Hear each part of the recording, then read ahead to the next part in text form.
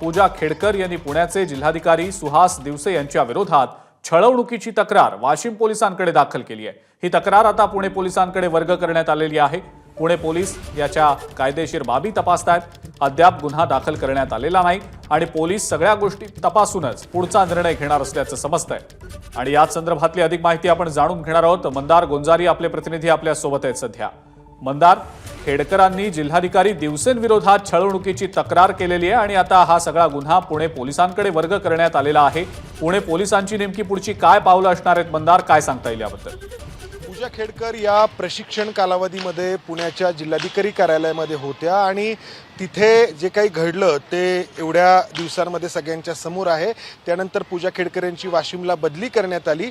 मात्र त्या ठिकाणी पूजा खेडकर यांनी तक्रार दिलेली आहे पुण्याचे जिल्हाधिकारी सुहास दिवसे यांच्या विरोधामध्ये।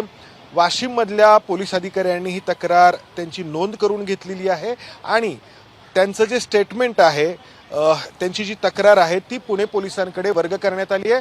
कारण हा सगळा प्रकार पुणे जिल्हाधिकारी कार्यालयामध्ये घडला असं पूजा खेडकर यांचं म्हणणं आहे।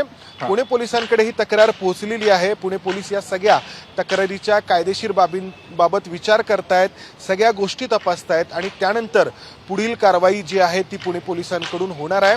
मात्र हे प्रकरण इतकं संवेदनशील आहे की निर्णय घेताना अर्थातच सगळ्या कायदेशीर बाबी ज्या आहेत त्या तपासल्या जाणार आहेत। पुणे पोलिसांकडे ही तक्रार पोहोचलेली आहे, मात्र गुन्हा दाखल करण्यात आलेला नाही।